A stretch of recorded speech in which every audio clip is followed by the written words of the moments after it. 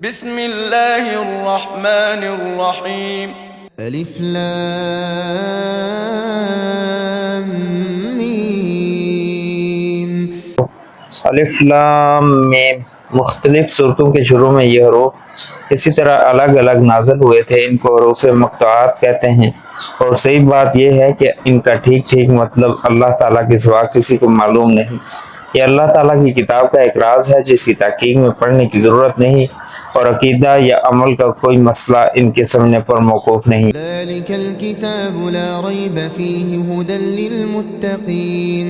یہ کتاب ایسی ہے کہ اس میں کوئی شک نہیں، یہ ہدایت ہے ان ڈر رکھنے والوں کے لیے، یعنی اس کتاب کی ہر بات کسی شک و شبہ کے بغیر درست ہے۔ انسان کی لکھی ہوئی کسی کتاب کو 100% شک سے بالا تر نہیں سمجھا جا سکتا، کیونکہ انسان کتنا ہی بڑا عالم ہو اس کا علم محدود ہوتا ہے، اور اکثر اس کی کتاب ذاتی گمان پر مبنی ہوتی ہے۔ لیکن چونکہ یہ کتاب اللہ تعالیٰ کی ہے جس کا علم محدود بھی ہے اور 100% یقینی بھی ہے، اس لیے اس میں کسی شک کی گنجائش نہیں۔ کسی کو شک ہو تو یہ اس کی ناسمجھی کی وجہ سے ہوگا، کتاب کی کوئی بات شبہ والی نہیں۔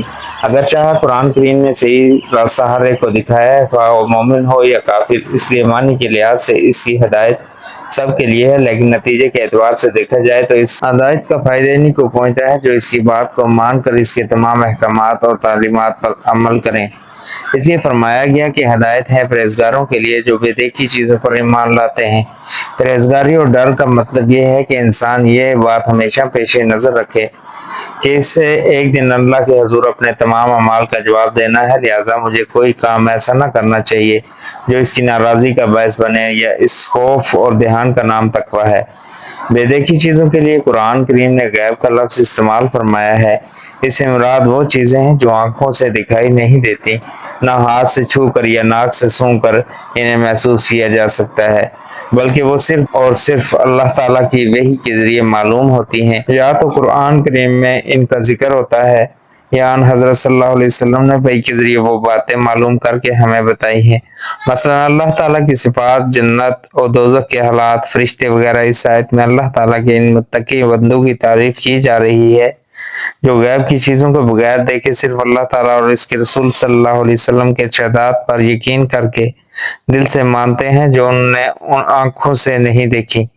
یہ دنیا چونکہ امتحان کی جگہ ہے، اس لیے اگر چاہے یہ چیزیں آنکھوں سے نظر آ جاتی ہیں اور پھر کوئی شخص ان پر ایمان لاتا تو کوئی امتحان نہ ہوتا۔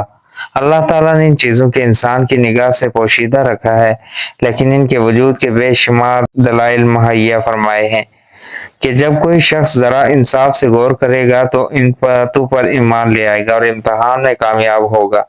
قرآن کریم نے بھی وہ دلائل بیان فرمائے ہیں جو انشاءاللہ آگے آتے رہیں گے۔ ضرورت صرف اس بات کی ہے کہ قرآن کریم کو حق طلبی کے جذبے سے غیر جانبدار ہو کر پڑھا جائے اور یہ خیال دل میں رکھا جائے کہ یہ معاملہ ایسا نہیں ہے کہ اس میں لاپرواہی برتی جائے۔ یہ انسان کی ہمیشہ زندگی کی بہتری اور تباہی کا معاملہ ہے، لہٰذا یہ ڈر دل میں ہونا چاہیے کہ کہیں میری نفسانی خواہشات قرآن کریم کے دلائل ٹھیک سمجھنے میں رکاوٹ نہ بن جائیں۔ اس لیے مجھے اس کی دی ہوئی ہدایت کو تلاش حق کے جذبے سے پڑھنا چاہیے اور پہلے سے دل